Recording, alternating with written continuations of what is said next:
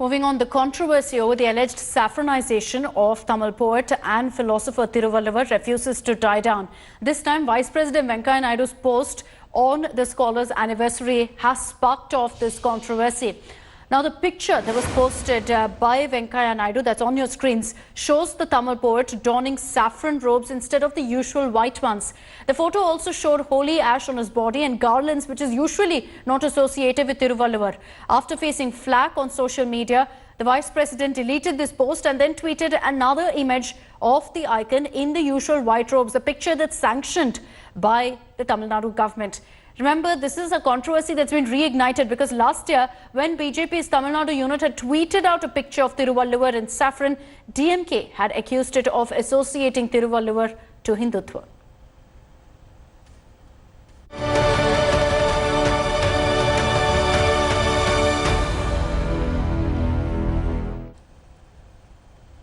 Now, the centre is all set to announce the formation of the Ayodhya Trust and kick off the Ram Mandir construction in Ayodhya. Sources say that the trust will have 11 members and will be headed by the Joint Secretary from the Home Ministry as well as the Ayodhya District Magistrate. One member from Nirmohi Akhada, Mahant Nitya Gopal Das of the Ram Janmabhoomi Nyas, VHP Vice President Champat Rai and 6 other people will be a part of this trust. The centre is yet to finalize the names of the 6 other members. Now, as per sources, the Ram Mandir construction could begin between March 25th and April 2nd. The trust will go ahead with the plan that's been finalized by the Ram Janmabhoomi Nyas. No financial aid will be given by the centre and the construction will be carried out via public funding and donations to the trust. On November 9th, 2019, remember, the Supreme Court had settled a decades-long dispute after a 40-day marathon hearing and allotted the disputed land for the mandir to be built.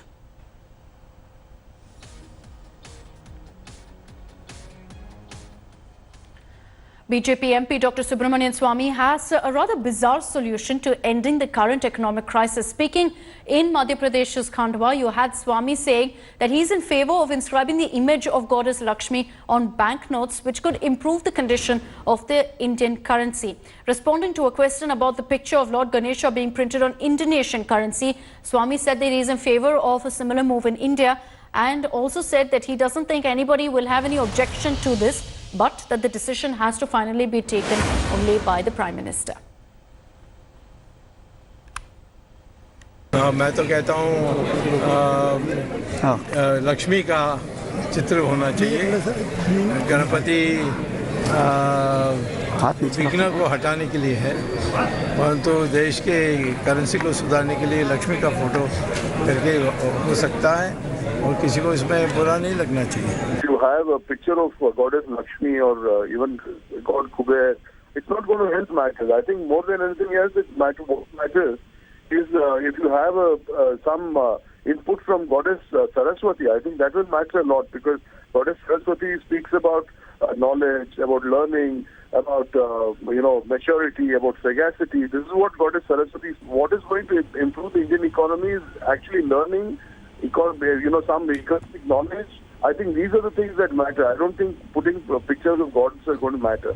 And this is what is missing from the government, because every single person who has some education in terms of economics has been shown the door by the government.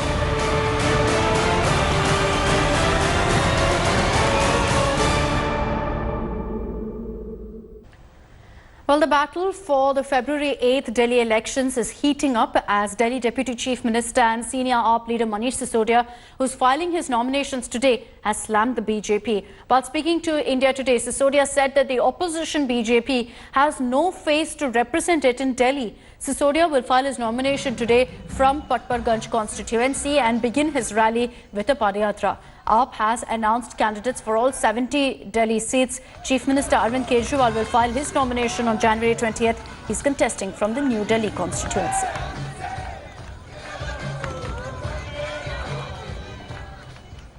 BJP कहे कि हमारा 5 साल का हमारा centre का काम देखो और उस हिसाब से इन्होंने इनका काम देखो। अगर उस पे कंपटीशन सेंटर का काम देखने के लिए सेंटर में लोगों ने वोट कर दिया। हाँ। अब लोग देख रहे हैं आप राज्यों में आते हैं तो कैसा करते हैं। राज्यों में आते हैं तो आप उत्तर प्रदेश में जाके बिजली महंगी करते हैं, राज्यों में आते हैं तो आप हरियाणा में जाके पब्लिक स्कूल के प्राइवेट स्कूलों की फीस बढ़ा देते हैं।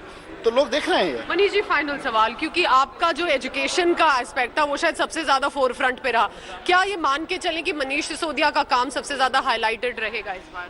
काम सारे लोगों ने मिलकर किया है, सारे मंत्रियों ने मिलकर किया, सारे विधायकों ने मिलकर किया। एक और बहुत बड़ी मंत्री और विधायकों के अलावा भी बहुत बड़ी टीम रही है जिसने मिलकर काम किया है केजरीवाल जी के नेतृत्व में। तो केजरीवाल जी का ही नाम है, केजरीवाल जी का ही काम है और उसी के नाम पे वोट पड़ेगा। नाम उस वक्त केजरीवाल और मोदी थे, इस बार किसके नाम आएंगे सामने? बीजेपी के पास ना कोई चेहरा है ना मुद्दा है, तो केजरीवाल ही केजरीवाल है। कांग्रेस का नाम ही नहीं ले रहे हैं? कांग्रेस तो है ही नहीं कहीं। And ahead of the elections, Delhi Chief Minister Arvind Kejriwal also talks about how AAP is gearing up for the polls. आम आदमी पार्टी अपने तीनों चीज़ों के ऊपर कमिटेड है। 3C जो हमने कहा था, क्राइम, करप्शन, कैरेक्टर, और उससे हम कभी नहीं डिगेंगे। हम राजनीति साफ करने के लिए आए हैं और उस साफ राजनीति की वजह से ही आज हम इतने सारे काम कर पाए हैं, तो वो हमारा कमिटमेंट हमेशा है और रहेगा। Well, the entire top brass of Malaysian low-cost airline AirAsia has been summoned by the Enforcement Directorate in a UPA-era money laundering case. The senior officials of AirAsia are accused of indulging in a criminal conspiracy to get international flying routes and favourable policies under the erstwhile UPA government.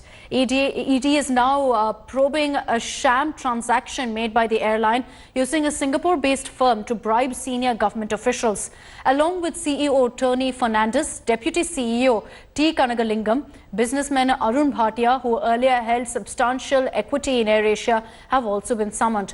Former CEOs Naresh Alagan and Mittu Chandlia have also been summoned.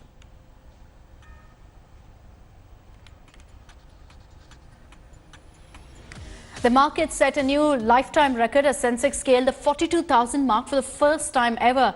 Traders are clearly welcoming the new trade deal that's been signed between US and China after a trade war that's lasted for 18 months. US President Donald Trump said that the deal will strengthen US-China relations, and China said that it was a win-win deal. The Sensex rose as much as 186 points to touch 42,000 in the first hour of trade before registering a small decline. Gains in banking and pharmaceutical shares are also supporting the markets. And the markets are cheering particularly because of the US-China trade deal. And let's get you details about that historic move. It's come after an 18-month conflict between the two powers. The deal will roll back some tariffs on Chinese goods in America and boost Chinese purchase of US goods and services. The trade war between the two countries began in 2018, which led to extra import taxes being levied on more than $450 billion worth of traded goods between the two countries. At the signing ceremony in Washington, D.C., Trump said that the deal sets the stage for a stronger relationship between the U.S. and China. Now, with the new deal, China will purchase an additional $200 billion worth of U.S. farm products and other goods and services over 2 years. In return, the United States has agreed to halve some of the new tariffs it's imposed on Chinese products. This is a very big day for the United States. It's a very big day for China. This is a day that nobody thought could happen. And it did happen, so it's my honor to be here. And I have to say, Mr. Vice Premier, it's been a great honor to become your friend. I would say the highest, the best that it's ever been between China and the United States. Our relationship is great, both on trade and even in military cooperation. This will lead to so many other things. So we have a great, really well-knit relationship, but the best it's ever been.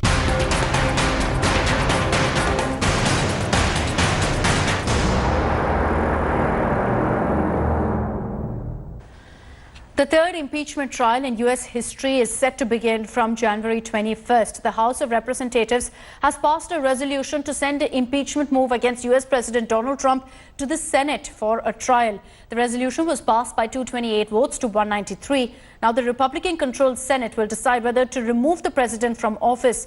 The U.S. Supreme Court Chief Justice John Roberts will be sworn in to preside over the trial. This move comes ahead of the U.S. presidential elections, which will be held this year. The House of Representatives, controlled by Democrats, impeached Trump last month on charges of abuse of power and obstruction of Congress. Speaking at the White House, Trump rejected the impeachment charges as a hoax. Trump is being probed for allegedly withholding military aid to Ukraine and also allegedly pressurizing it to obtain dirt on his political rival Joe Biden. And by the way, some of the congressmen may have a vote, and it's on the impeachment hoax. So if you want, you go out and vote. I'd rather have, frankly, it's not going to matter because it's going very well, but I'd rather have you voting than sitting here listening to me introduce you, okay? They have a hoax going on over there. Let's take care of it. Today, we will make history. When the managers walk down the hall, we'll cross a threshold in history, delivering articles of impeachment against the President of the United States for abuse of power and obstruction of the House. We'll pledge to rise above the petty factionalism and do justice for our institutions, for our states, and for the nation. And then we will formally notify the White House of our pending trial and summon the President to answer the articles and send his counsel. So the trial will commence in earnest on Tuesday.